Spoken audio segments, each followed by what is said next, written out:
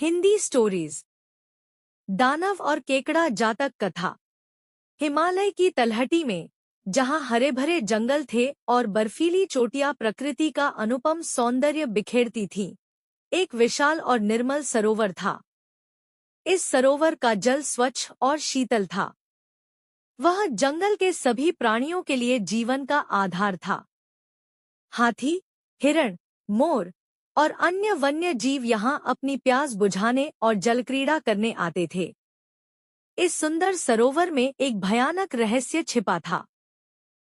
इस सुंदर सरोवर में एक भयानक रहस्य छिपा था। इसके गहरे पानी में एक दानव केकड़ा निवास करता था। उसका आकार विशाल था, कवच पत्थर सा कठोर था और उसके पंजे इतने शक्तिशाली थे कि वे किसी भी प्राणी को पल भर में जकड़ सकते थे। यह दानवकेकड़ा क्रूर और लालची था, और उसका सबसे प्रिय भोजन था हाथी। जब भी हाथियों का झुंड सरोवर में पानी पीने या क्रीड़ा करने आता, दानवकेकड़ा चुपके से पानी की सतह के नीचे छिप जाता। वह सही अवसर की प्रतीक्षा करता और फिर अपने शक्तिशाली पंजों से किसी एक हाथी को जकड़ लेता। उसका शिकार बनने वाला हाथी चाहे कितना भी बलशाली क्यों न हो, उसकी पकड़ से बच नहीं पाता था। इस तरह वह सरोवर के आसपास के जंगल में आतंक का पर्याय बन चुका था। हाथियों के लिए यह सरोवर एकमात्र जल स्रोत था, क्योंकि जंगल में अन्य कोई जल स्रोत नहीं था। दानव केकड़े के भय के कारण गजराज, जो हाथियों के राजा थे, ने अपनी गर्भिणी हथिनी को दूर किसी सुरक्षित प्रदेश में भेज दिया, ताकि वह दानव केकड़े का शिकार न बन जाए। कुछ महीनों बाद हथिनी ने एक सुंदर और बलिष्ठ हाथी के बच्चे को जन्म दिया। वह बच्चा, जिसका नाम वीरसेन रखा गया, बड़ा होने पर असाधारण शक्ति और बुद्धि का धनी बन गया। उसका शरीर विशाल था और उसकी आंखों में साहस और दृढ़ता की चमक थी।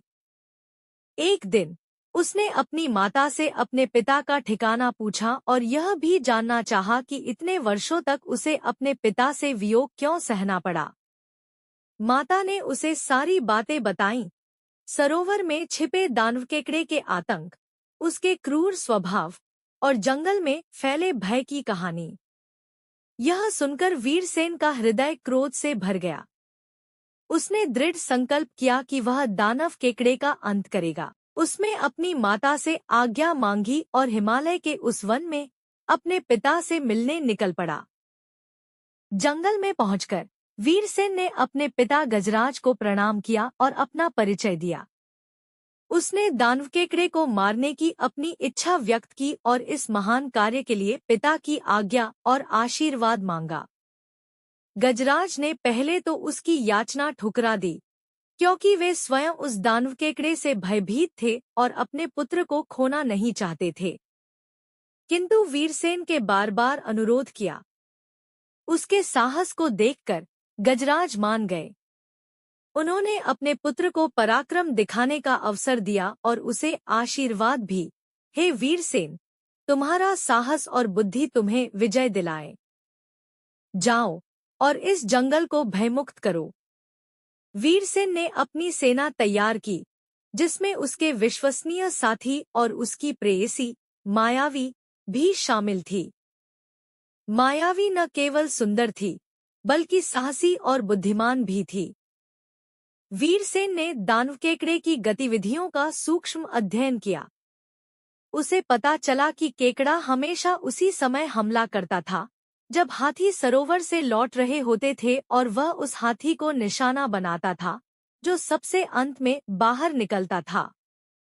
इस जानकारी के आधार पर वीरसेन ने अपनी योजना बनाई।